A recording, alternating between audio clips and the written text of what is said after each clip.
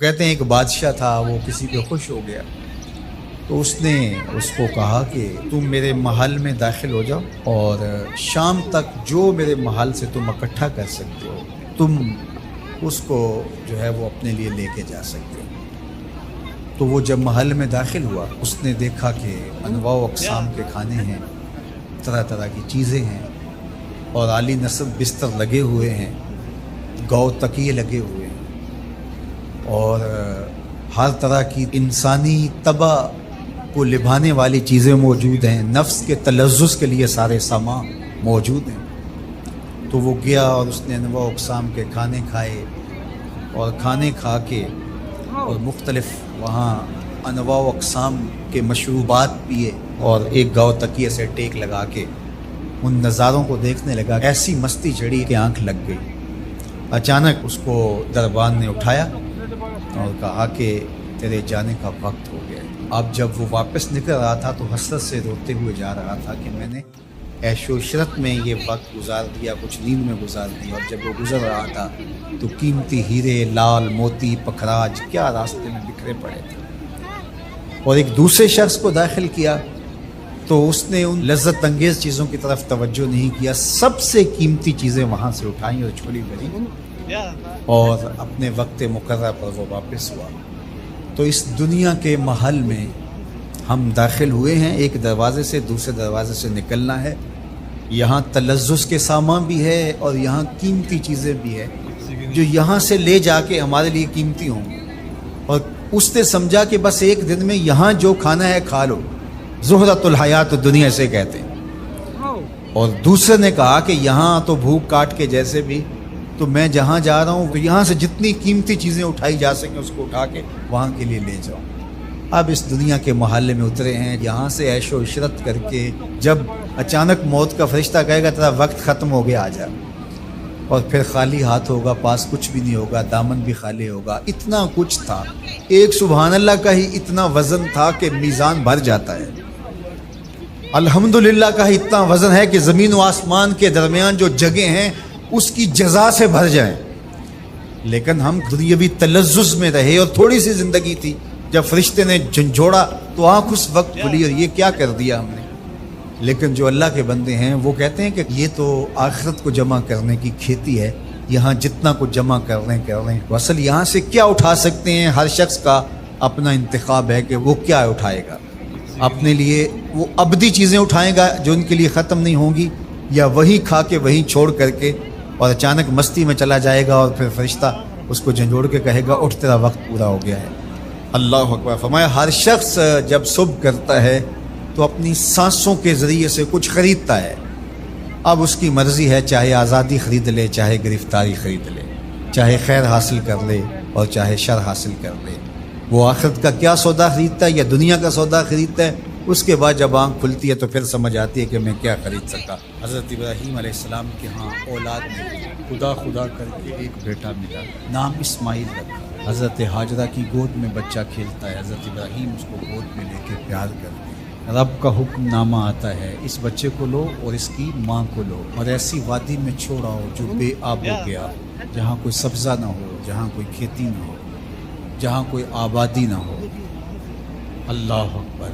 نو مولود بچے کو اور اس کی ماں کو ایسی وادی میں چھوڑ آنا جہاں کوئی انسانی آبادی تو درکنار، کوئی پرندے بھی نہ رہتے ہوں، یہ کوئی تھوڑا امتحان ہے؟ ذرا تصور تو کیجئے، کلیجے کانپ جاتے ہیں۔ لیکن حضرت ابراہیم اس امتحان کے لیے بھی تیار ہیں۔ تھوڑا سا سامان لیا، اپنی بیوی کو اور اپنے نو مولود بچے کو لے کر کے 3 نفوس پر مشتمل قافلے نے جا کے وہاں پڑاؤ کیا، کچھ وقت گزارا، پھر اللہ کی بارگاہ میں سحر کے وقت اٹھ کے دعا مانگی، ربنا انی اسکنت من ذریتی بواد غیر ذی زرع عند بیتک المحرم۔ اللہ میں اپنی ذریت کو، اپنی نسل کو، اپنی اولاد کو ایسی وادی میں تیرے آسرے پہ چھوڑ کے جا رہا ہوں جس وادی میں کوئی کھیتی نہیں، کوئی سبزہ نہیں۔ دعا مانگی، تھوڑا سا جو توشہ تھا، سامان تھا، سپرد کیا اور واپس پلٹنے لگے۔ حضرت ہاجرہ نے تمسکت بعزیالہ، آگے بڑھ کے دامن پکڑ لیا، کہا اس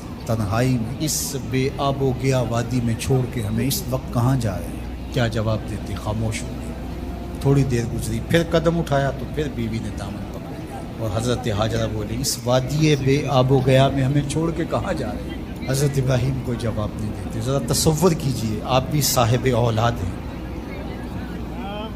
تو تیسری مرتبہ پھر جب قدم اٹھنے لگے تو تمسکت بے ازیالہ، حضرت حاجرہ نے دامن پکڑا اور پھر یہی سوال دہرایا، اس وادی غیر ذی زرع میں اپنے نومولود بیٹے کو اور اپنی بیوی کو چھوڑ کے کہاں جا رہے ہیں؟ حضرت ابراہیم پھر بھی جواب نہیں دیتے۔ تھوڑی دیر کے بعد حضرت حاجرہ خود ہی بولتی ہیں، کیا یہ اللہ کا حکم تو نہیں؟ قال نعم، کہا ہاں اسی کا حکم ہے۔ فوراً دامن چھوڑ دیا، کہا خیر سے جائیے، ہمارا رب ہمیں ضائع نہیں ہونے دے گا، اگر اس کا حکم ہے تو ہم اس حکم پر سر تسلیم خم کر دیں۔ اگر یہ امتحان حضرت ابراہیم علیہ السلام کا تھا تو میری مائیں اور بہنیں بھی سن رہی ہیں، اور آپ بھی ان جذبات سے آگاہ ہیں۔ ایک ماں کے لیے یہ کتنا بڑا حوصلہ تھا۔ اگر سلام ابراہیم کو تو سلام ہے سیدہ حاجرہ سلام اللہ علیہا کو۔ کہا خیر سے جائیے، ہمارا رب ہمیں ضائع نہیں ہونے دے گا۔ پھر جہاں دن بھی نہیں کٹتے تھے اس خاتون نے وہاں راتیں بھی کاٹی۔ توشہ ختم ہو گیا، پانی بھی ختم ہو گیا۔ پھر 2 دن کے بعد ماں کی چھاتیوں سے دودھ بھی خشک ہو گیا۔ خود تو بھوک کاٹ رہی ہے لیکن بیٹے کی پیاس اور بھوک دیکھی نہیں جاتی۔ ایک چھوٹے سے پتھر کی اوٹ میں اسماعیل کو لٹایا اور خود پانی کی تلاش میں نکلی۔ ماں کی تڑپتی ہوئی ممتا کی کہانی دیکھو۔ اللہ اکبر، کبھی صفا پہ کبھی مروہ پہ 7 چکر کاٹتی ہیں۔ پھر جب 7ویں چکر میں مروہ پہ پہنچی، اطراف میں دیکھا کہیں کوئی پانی کے آثار حویدہ نہیں ہوئے۔ گزرتے گزرتے بیٹے کو بھی دیکھتی تھی، نشیبی جگہ سے بھاگ کے گزرتی تھی، وہاں لال نظر نہیں آتا تھا۔ مروہ سے دیکھا دور اوٹ میں پڑا ہوا بچہ تڑپ رہا ہے، لگا زندگی کی آخری سانسیں۔ مروہ سے دوڑ کے جو ہی قریب آئیں تو منظر بدلا ہوا تھا۔ وہ اسماعیل جو پیاس سے تڑپ رہے تھے، پیاس سے جب انہوں نے ایڑیاں رگڑی خدا نے چشمے جاری کر دی، پانی پھوٹ نکلا، دوڑی اور منڈھیر کر دی اور کہا زم زم، رک جا رک جا۔ کہا کہ اللہ بھلا کرے سیدہ حاجرہ کا، اگر وہ زم زم کہہ کے پانی کو نہ روکتی وہ پوری روئے زمین پہ پھیل جائے۔ اللہ اکبر، یہ حضرت حاجرہ کا امتحان تھا، اور امتحان میں وہ بھی سرخرو نکلی۔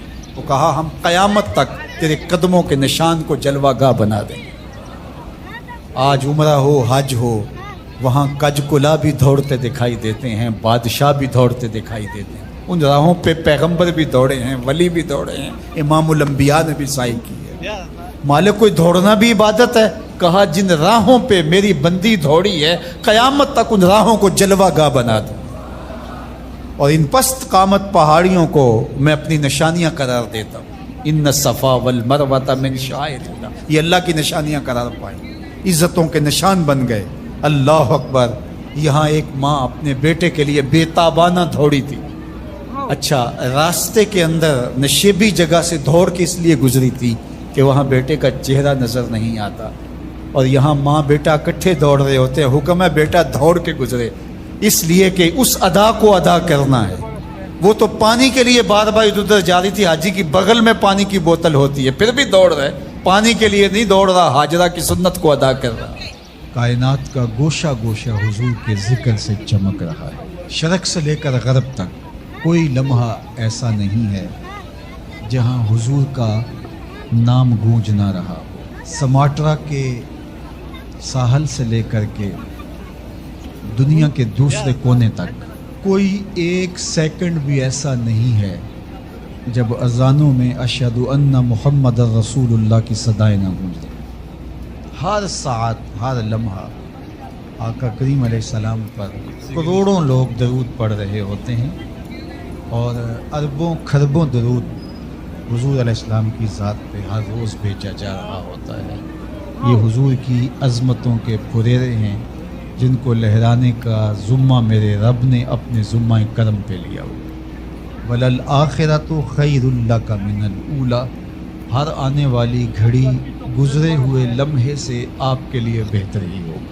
वरफ़अना लका ज़िक्रक, महबूब तेरे ज़िक्र को रिफ़त हमने दी है, और जिसके ज़िक्र की रिफ़त का ज़ुम्मा मेरे रब ने उठाया हो, उस ज़िक्र के फ़रोग़ को कोई कम नहीं कर सकता, उस ऊंचे झंडे को कोई झुका और सरनगू नहीं कर सकता। 70,000 फरिश्ते सुबह को, 70,000 फरिश्ते शाम को हुजूर के रोज़ा-ए अक़दस पे सलामी देने के लिए फरिश्तों का हुजूम, और आका करीम अलैहिस्सलाम के रोज़े के ऊपर इंसानों का अंबो, अक़ीदत के सांचे में ढले हुए लोग गुज़रते हुए सलाम पेश करते हैं, दरूद पढ़ते हुए जाते हैं, अक़ीदतों का इजहार करते हैं। कायनात में जिस तरह हर लम्हा अज़ान हो रही होती है, हर लम्हा नमाज पढ़ी जा रही है,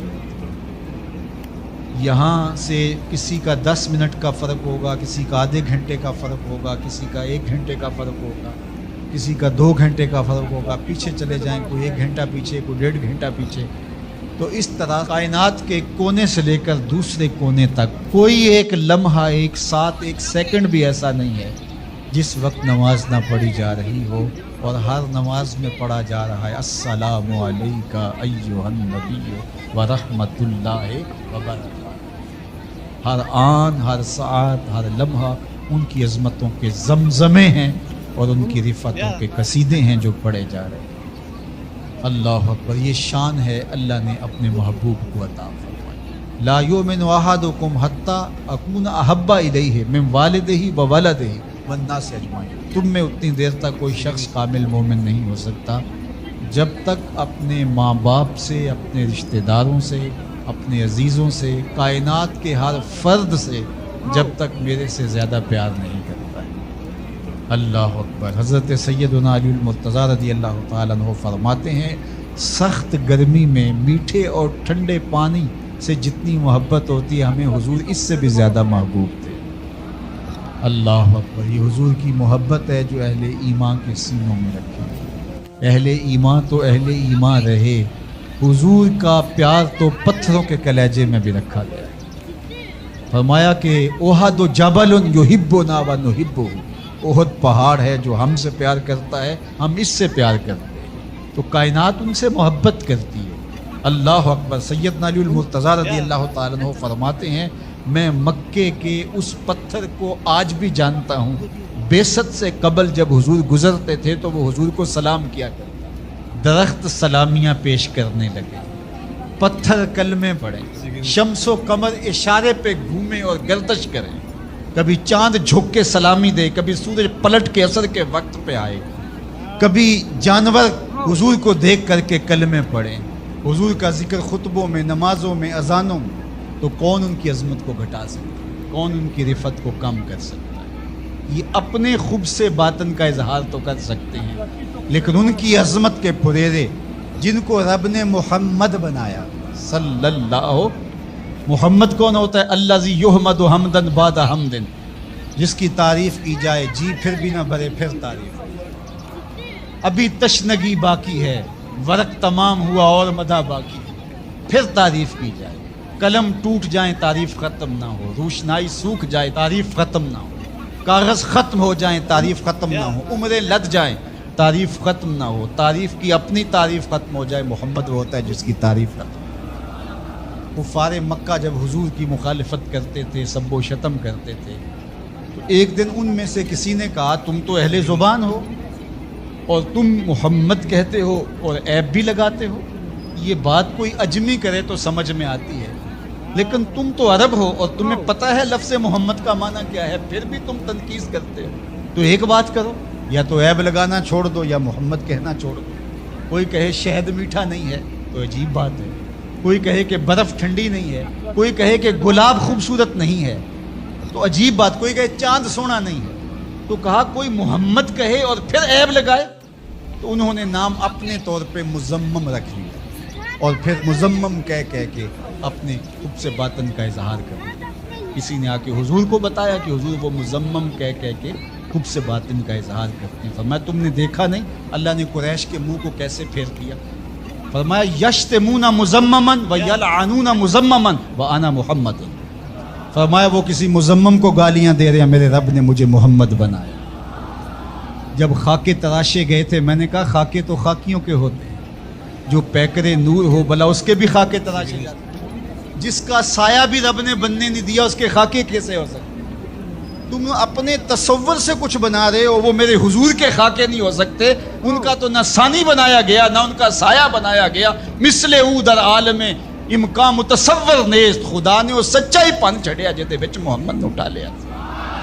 حسینہ جمیلاں دا منہ موڑ دیتا، محمد بنا کے قلم توڑ دیتا۔ چاند کی طرف منہ کر کے تھوکنے سے اس کی نوری گرنے میلی نہیں ہو سکتی۔ مدینے کا چاند کل بھی روشن تھا، مدینے کا چاند آج بھی روشن، اور رہے گا یوں ہی ان کا چرچا رہے گا، پڑے خاک ہو جائیں جل جانے کا، ان کا نام و نشان بھی نہیں رہے گا، لیکن میرے حضور کے نام کے پھریرے کائنات میں لہراتے رہیں گے۔ سچا واقعہ حضور نے اپنے صحابہ کو سنایا۔ 3 آدمی سفر کے لیے روانہ ہوئے، یہاں تک کہ ان کو رات پڑ گئی، تو ایک غار کے اندر وہ داخل ہوئے رات گزارنے کے لیے۔ آندھی چلی، بارش آئی، تو اوپر سے ایک پتھر لڑکا اور وہ غار کے دروازے پہ آ کے گر گیا، اور اتنا بھاری اور بڑا پتھر تھا کہ اس نے غار کا دروازہ بند کر دیا۔ انہوں نے آپس میں بات کی اور کہا تم اس غار میں پھنس گئے ہو، اب یہاں سے نکل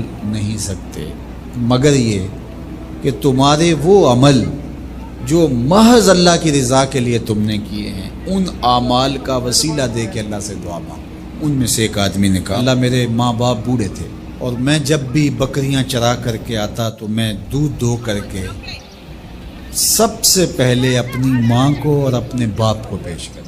ایک دن میں سرسبز درختوں کی تلاش میں بکریاں لے کے کوئی چارہ کوئی درختوں کی تلاش میں دور نکل گیا۔ میں جب واپس پلٹا دونوں سو چکے تھے۔ میں نے یہ مناسب نہ سمجھا کہ میں ان کو جگاؤں، بیدار کروں کہ اٹھو دودھ پی لے، لیکن اب سارا دن وہ بھوک سے تھے، تو اچانک آنکھ کھلے اور بھوک کی شدت سے تڑپے، تو میں وہاں سے ہٹ بھی نہیں سکا۔ تو کہتا ہے کہ میں بچوں کو نظر انداز کیا اور ماں باپ کے جاگنے پہ دھیان رکھا، اور یوں ساری رات بیت گئی۔ میرے ماں باپ فجر کے وقت جب اٹھے، وہ دودھ ان کو پیش کیا۔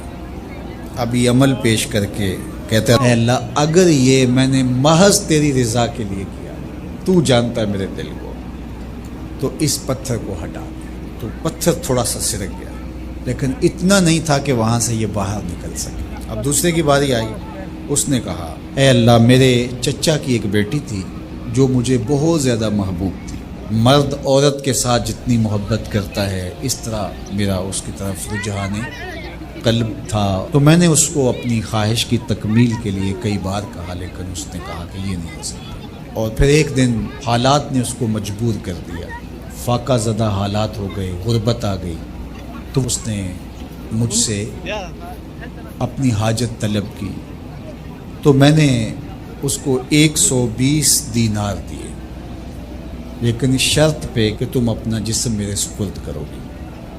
اب مجبوری سے اس نے کہا ٹھیک ہے، لیکن میں نے دیکھا کہ اس کا وجود اللہ کے خوف سے کانپ رہا تھا، اور مجھے کہنے لگی اتق اللہ، اللہ سے ڈر اور اس کی حدوں کو نہ توڑ۔ میری خواہشات تو پگلی تھیں، آرزویں تو بےتاب تھیں، اور میں اس کی قیمت بھی ادا کر چکا تھا، لیکن اس کا یہ جملہ کہ اللہ سے ڈر، تو میں تیرے سے ڈر کے اس کو چھوڑ دیا، اور جو اس کو میں نے 120 دینار دیے تھے وہ بھی اس کے پاس رہنے دیے۔ اللہ میرے اس مخفی عمل کو تو ہی جانتا ہے، تو اگر میں نے تیری رضا کے لیے ایسا کیا تو اس پتھر کو ہٹا دے۔ تو پتھر تھوڑا سا ہٹ گیا، سوراخ تو زیادہ ہو گیا، لیکن ابھی بھی وہاں سے گزرنا ممکن نہیں تھا۔ اب تیسرے نے کہا اے اللہ میں مزدوروں سے کام لے رہا تھا اور ان کی مزدوری میں نے دے دی، ایک مزدور بتائے بغیر چلا گیا، تو میں نے کیا کیا کہ اس کے مزدوری کے پیسے کاروبار میں لگا دیے، کاروبار میں برکت ہوئی، اور بہت زیادہ وہ کاروبار جو اس کی مزدوری سے شروع کیا گیا تھا پھیل گیا۔ تھوڑی سی مزدوری تھی لیکن کاروبار بہت پھیل گیا۔ اب میں اس کے اندر کچھ ایک آنا ٹگا نہیں لیا۔ ایک عرصے کے بعد وہ شخص آیا، اس نے کہا مجھے میری مزدوری دے۔ میں نے کہا یہ بکریاں، یہ بھیڑیں، یہ اونٹ، یہ غلام، یہ نوکر چاکر، یہ سب کچھ ہے، یہ تیری مزدوری۔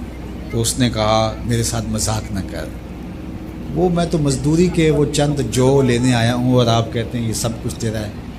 تو اس نے ساری صورتحال بتائی، تو اس نے وہ ساری بکریاں، وہ سارے اونٹ، ساری گائے اور سارے غلام ہانکے اور چل دیا۔ کہا اے اللہ، اگر یہ عمل میں نے تجھے راضی کرنے کے لیے کیا تھا تو پتھر کو ہٹا دے۔ حضور نے فرمایا وہ پتھر ہٹ گیا اور یہ چلتے ہوئے باہر آ۔ جب اللہ کی رضا کے لیے کام کیے تو مشکلوں سے نکلنے کے راستے ملتے۔ ایک روایت میں آتا ہے جو آسانی کے وقت اللہ کو فراموش نہیں کرتا، اوکھے ویلے اللہ اس کو فراموش نہیں کرتا۔ ہم تو کسی مصیبت میں پھنسے تو چالاکیاں کرتے ہیں، کوئی چالاکی، کوئی مکر کہ اس سے نکلیں۔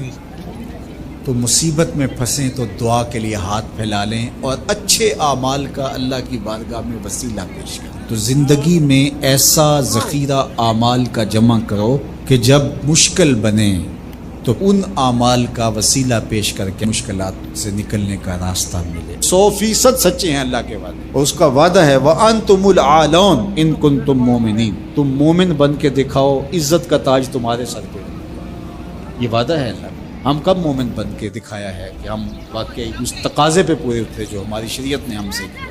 ملاوٹ ہم کریں، جھوٹ ہم بولیں، ایک دوسرے کی جڑیں ہم کاٹیں، مکر، فریب، دجل، کیا کچھ نہیں ہے جو ہمارے اندر۔ اچھے مسلمان ہونا تو دور کی بات ہے، ہم اچھے انسان بھی نہ بن سکیں۔ مسلمان کی تعریف کیا کی؟ المسلم من سلم المسلمون من لسانہ و یدہ، جس کی زبان سے اور جس کے ہاتھ سے دوسرا مسلمان ہو وہ مسلمان ہے۔ اور ہم دیکھیں کہ جہاں ہمارا بس چلے تو ہم کاٹ کے نہیں رکھ دیتے۔ ہم کیسے مسلمان؟ حضور علیہ السلام سے پوچھا گیا کہ مسلمان بزدل ہو سکتا ہے؟ کہا نہیں، بہادر ہوتا ہے، لیکن ہو سکتا ہے کبھی بزدلی بھی کر جائے، آخر بشر ہی تو ہے۔ پھر پوچھا گیا کہ مومن کنجوس ہو سکتا ہے؟ کہا نہیں، مسلمان بخیل نہیں ہوتا، سخی ہوتا ہے، لیکن ہو سکتا ہے کبھی بخل بھی کر جائے۔ تیسری بات حضور سے پوچھی گئی، مومن جھوٹا ہو سکتا ہے؟ حضور فرمایا جھوٹا نہیں ہو سکتا۔ یہ طے شدہ بات ہے، یہ پکی اور دو ٹوک اور سیدھی بات ہے کہ مومن ہو جھوٹا ہو یہ نہیں ہو سکتا۔ اب ذرا میں اور آپ اپنے اندر اتر کے دیکھیں، آج بہانے بنائیں۔ تاجر کہتا ہے جھوٹ نہ بولے تو سودا ہی نہیں بکتا، یہ جاپان بیچ رہا ہے بغیر جھوٹ کے، تم کیوں نہیں بیچ سکتے؟ تم نے خیانت کی ہے، تم نے مال 2 نمبر بنا، اس لیے تمہیں جھوٹ بولنا پڑا۔ تم نے بنیادی اچھی نہیں رکھی، پوری دنیا کے سودے سچ بول کے بک رہے ہیں، تمہیں جھوٹ کیوں بولنا پڑتا ہے؟ تو جو جہاں بیٹھا ہے وہ لوٹنے بیٹھا ہے۔ جب میں کہتا ہوں الہی میرا احوال دیکھ، حکم ہوتا ہے اپنا نامہ اعمال۔ اگر کافر آج دنیاوی شان و شوکت حاصل کر گئے تو دیکھو کہ انہوں نے محنت کی، اور تم جب ہاتھ پہ ہاتھ دھر کے بیٹھ جاؤ گے تو پھر اللہ کا ضابطہ یہ نہیں ہے کہ وہ محنت کرنے والوں کو محروم رکھے اور نکموں کو نواز دے۔ تنے مردہ سے بیزار ہے حق، تنے مردہ سے بیزار ہے حق، خدائے زندہ زندوں کا خدا ہے۔ من جہادہ وجدہ، جس نے محنت کی اس نے پا لیا۔ چونٹی بھی دانہ اٹھاتی ہے، ہمت نہیں ہارتی تو بالآخر اپنی منزل تک لے جاتی ہے نا۔ چونٹی بھی ہو ذات کی تو اس کو بھی نتیجہ خیزی تک رب پہنچاتا ہے۔ کچھوا بھی چلتا رہے تو منزل پہ پہنچتا ہے، خرگوش ہو کے سویا رہے تو وہ منزل پہ نہیں پہنچ سکتا۔ تم خرگوش صحیح لیکن سوئے ہوئے ہو، لہٰذا منزل تمہارا مقدر ہو ہی نہیں سکتی جب تک تم مسلسل چلنے کی مشق نہیں پیدا کرتے۔ وَأَنْتُمُ الْأَعْلَوْنَ، تم ہی سر بلند ہو، لیکن شرط یہ ہے ان کنتم مومنین، تم مومن تو بن کے دیکھو، تمہارے سر پہ عزتوں کا تاج رکھ دوں گا۔ آج ذرا دیکھیں ہم کھڑے کہاں ہیں، تھوڑے سے حالات سخت ہونے لگتے ہیں تو تاجر ذخیرہ اندوزی کرنے لگ جاتا ہے، اور مانگتے ہو وہ شانیں، مانگتے ہو وہ عزتیں جو قرون اولیٰ کے مسلمانوں کو دی گئی، ذرا وہ کردار بھی تو لے کر کے آؤ نا۔ تم تو ذخیرہ اندوزی کرنے بیٹھ گئے کہ زیادہ سے زیادہ پیسے کما لیں اور غریبوں کا خون بھی نچوڑ لیں۔ اور مدینے میں تھوڑے سے حالات تلخ ہوتے ہیں، تھوڑی سی قحط سالی کے آثار حویدہ ہوتے ہیں، اور حضرت سیدنا عثمان غنی رضی اللہ تعالیٰ عنہ کا تجارتی قافلہ غلہ لینے گیا ہوا ہے شام میں۔ تو جب وہ شام سے واپس آتا ہے تو مدینے کے کچھ تاجر آتے ہیں اور کہتے ہیں کہ جناب یہ جتنا غلہ ہے اونٹوں کے اوپر ہی ہمیں بیچ دیجیے، ہم سے 2 قیمت لے لیجیے۔ فرمانے میں اس سے زیادہ قیمت میں دینا چاہتا ہوں۔ تو کہا جناب 2 گنا لے لیجیے۔ فرمایا نہیں۔ تو کہا کہ اتنی قیمت ہم آپ کو دے رہے ہیں تو آپ نہیں دے رہے. کہا کہ میرے پاس ایک ایسا تاجر ہے جو 10 گنا قیمت دے گا. کہا وہ کون سا تاجر ہے؟ کہا وہ میرا اللہ ہے. اور بلا کر کے خادموں سے کہا کہ سارا غریبوں میں بانٹ دو. یہ تاجر تھے عثمان غنی. آج بھی عثمان غنی ہے. میں آپ کو بتاؤں مدینہ المنورہ کے بینک میں حضرت عثمان غنی کا آج بھی اکاؤنٹ کھلا ہوا ہے. 1450 سال بیت گئے، ان کا اکاؤنٹ آج بھی چل رہا ہے. بیر عثمان جو مزرعہ عثمان ہے، جس میں وہ بیر عثمان تھا جو خرید کے وقف کیا تھا، وہ آج بھی وقف ہے. اور وہ کسی کے نام نہیں ہے، وہ حضرت عثمان غنی کے نام. اور اس کی ساری آمدنی حضرت عثمان غنی رضی اللہ تعالی عنہ کے نام پر جو بینک میں اکاؤنٹ ہے اس میں جاتی ہے، اور پھر ادھر سے خیریہ میں آتی ہے اور غریبوں میں بٹتی ہے. ایسا غنی آج بھی اس کی سخاوت جاری ہے. غنی ایسا بھی دیکھا، یہ ذخیرہ اندوز جو لوگوں کے خون بھی نچوڑ لیتے ہیں، بوٹیاں بھی نوچ لیتے ہیں. آج مرے کل 10واں دن، بعد میں کوئی ان کو جانتا بھی نہیں ہوتا. تو ذخیرہ اندوز لوگوں کی یوں بوٹیاں نوچے گا اور خون نچوڑے گا اور کہے گا کہ اللہ کی رحمت نازل ہمارے اوپر کیوں نہیں ہوتی. تو کس طرح تمہارے اوپر رحمت نازل ہوگی؟ اس کا وعدہ ہے اور اس کے سچے وعدے ہیں. وَأَنْتُمُ الْأَعْلَوْنَ، تم ہی سر بلند ہو.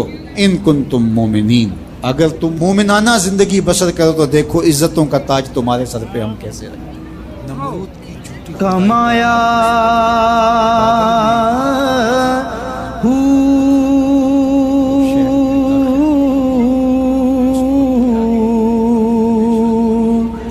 نام بھج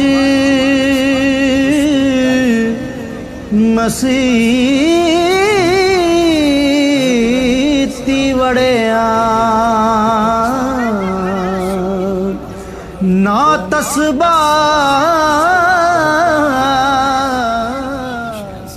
اور سب وہاں جایا کرتے تھے. ناچ گانا ہوتا، رقص و سرود کی محافل ہوتی. جناب ابراہیم بھی بلوغت کی عمر میں قدم رکھ چکے تھے. کہا کہ آپ بھی آئیے. فرمایا انی سقیم، میں تمہارے رویوں سے پہلے ہی بیزار ہوں، تنگ دل. تو مجھے مزید وہاں لے کے جانا چاہو گے؟ یہ تو کبھی نہیں ہو سکتا. تو وہ بتوں کے آگے مختلف اشیاء رکھ کے چلے جاتے تھے. ابراہیم علیہ السلام گھر سے نکلے، ہاتھ میں کلہاڑا لیا اور ان کے مرکزی بت خانے میں داخل ہو. دیکھا کہ انواع اقسام کے کھانے ان بتوں کے سامنے پڑے ہیں. تو کہا کھاتے نہیں ہو؟ اب وہ کیا جواب دیں؟ مجسمے ہیں پتھر کے. دوسرا سوال کیا ما لکم لا تنطقون، بولتے نہیں ہو، کچھ بولو نا، کیوں نہیں کھاتے ہو؟ قرآن نے تعبیر کیا اس انداز کو. تو دائیں ہاتھ سے زور کی ضرب ماری، فجعلہم جزازا، ان کے ٹکڑے ٹکڑے کر کے رکھے، چورا چورا کر کے. اللہ کبیر اللہ، جو بڑا بت تھا اس کو بس چھوڑ دیا. اس سے کوئی صلح نہیں تھی. یہ حضرت ابراہیم کا ایک طریق تھا. اب وہ میلہ دیکھ کر واپس آئے. ان کی عادت یہ تھی کہ واپس آ کے سب سے پہلے بت خانے میں ہی آتے. تو وہاں دیکھا کہ ان کے جھوٹے خداؤں کا کسی نے تیا پانچا کر دیا. ظاہر ہے کہ ان کے خداؤں کے ساتھ یہ ہوا تھا تو ان کی تو عقیدت وابستہ تھی. ان کے پروہت چیخنے لگے، پجاری رونے لگے اور عجیب شور مچ گیا. ہمارے خداؤں کے ساتھ کوئی یہ کیسے کر سکتا ہے؟ ظالمین سے ہے جس نے یہ کیا. شہر کا شہر جمع ہو گیا، آیان سلطنت جمع ہو گئی. انہوں نے کہا کہ ایک ہی نوجوان ہے اس پوری معاشرت میں جو ان بتوں کی برائی بولتا ہے، تو یہ اسی کا کیا دھرا ہو سکتا ہے، اور کون کر سکتا ہے؟ کہا اس کو لوگوں کے سامنے لاؤ. اللہ اکبر، ہزاروں کا مجمع ہے، نمرود سے لے کر کے حکومت کے کارندوں تک سب موجود ہیں. اور حضرت ابراہیم علیہ السلام، چڑھتی جوانی، عنفوان شباب، پیشانی پہ چمکتا ہوا نور، روشن اور تاباں چہرہ، توحید کا اجالا آپ کی آنکھوں سے پھوٹتا ہوا، زیر لب ہلکی سی مسکراہٹ. دربار میں پہنچے، جذبات سے بھرے ہوئے تھے، بفر سب بول پڑے، کوئی ادھر سے کوئی ادھر سے، شور مچ گیا. قالوا انت فعلت هذا بآلهتنا یا ابراہیم، اے ابراہیم ہمارے ان خداؤں کے ساتھ تو نے یہ سلوک کیا ہے؟ ان کے لہجوں سے شرارے برس رہے تھے. آنکھیں ہیں کہ نوچ لیں گی جناب ابراہیم علیہ السلام. جلاد تیار کھڑے تھے کہ حکم شاہی آئے اور ہم تکہ بوٹی کر کے رکھتے. آگے سے جواب سنیے کیا آتا ہے. قال بل فعلہ کبیرہم، کب بڑے نے کیا ہوگا، کلہاڑا تو اس کے کندھے پہ پڑا ہے. اچھا یہ نہیں بولتا تو ان سے پوچھ لو تمہارے ساتھ یہ کس نے کیا، یہ اپنے خداؤں سے پوچھ لو. اللہ اکبر. یہ کاٹ تو کلہاڑے کی کاٹ سے بھی سخت تھی. یہ جو بپھر بپھر کے اچھل اچھل کے باتیں کر رہے تھے, اپنے ضمیر کی طرف پلٹے اور اندر سے ضمیر نے کیا آواز دی, تم خود ہی ظالم. جو اپنا دفاع نہیں کر سکتے تمہارے معبود کیسے ہو سکتے ہیں. اپنے سروں کو جھکائے ہوئے آیان سلطنت بھی اور بڑے بڑے پروہت اور بڑے بڑے پجاری اور بڑے بڑے قبیلوں کے سردار, وزیر مشیر, سب کے سر جھک گئے اور جھکے ہوئے سر سے آنکھیں چار نہیں کر سکتے تھے. اور بولتے کیا ہیں, لقد علمت ما هؤلاء ينطقون. ابراہیم تو جانتا ہے یہ بولتے نہیں. بس اسی موقع کے انتظار میں تھے حضرت ابراہیم. پھر حضرت ابراہیم کھڑے ہوئے, اللہ کا پیغمبر بولنے لگا, قال افتعبدون من دون اللہ ما لا ينفعكم شيئا ولا يضركم اف لكم ولما تعبدون من دون اللہ افلا تعقلون. افسوس ہے تمہارے اوپر, ان کو پوچھتے ہو جو تمہیں فائدہ بھی نہیں دے سکتے, نقصان بھی نہیں دے سکتے. اف لکم, یہ کاٹ ہے جو کلہاڑے سے بھی سخت ہے, یہ ضرب لگ رہی ہے. اف لکم, افسوس ہے تمہارے اوپر. ولما تعبدون من دون اللہ, اور ان پر افسوس ہے جن کو تم اللہ کے علاوہ پوچھتے ہو. افلا تعقلون, تمہاری کھوپڑی میں دماغ نہیں, سوچو تو صحیح. اب اس کا کیا جواب ہو سکتا تھا؟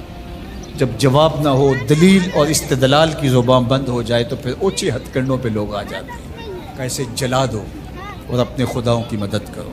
ایک چیخا جلائی گئی, ہزاروں من ایندھن جمع کر کے اس کو آگ دی گئی. اب ابراہیم علیہ السلام کو اس آگ میں ڈالا جانے لگا ہے. جبریل حاضر خدمت ہوتے ہیں کہ اے ابراہیم, میں تمہارا پیغام لے کے رب کے حضور حاضر ہوتا ہوں.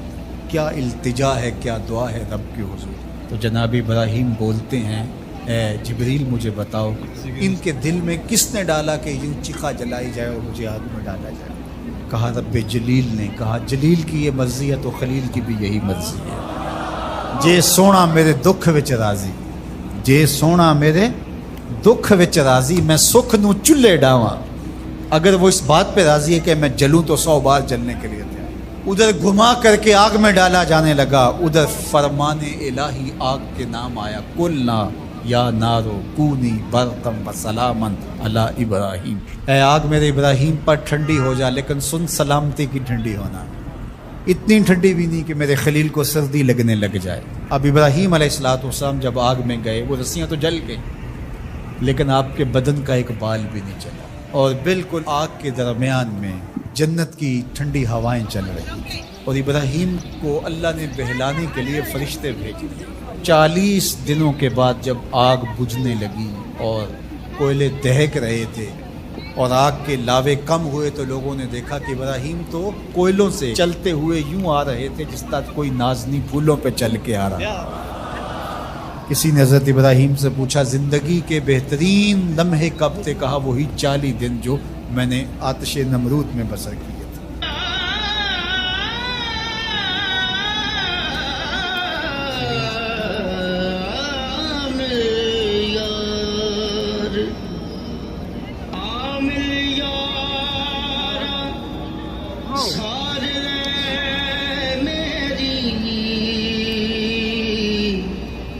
جان دکھانے تھے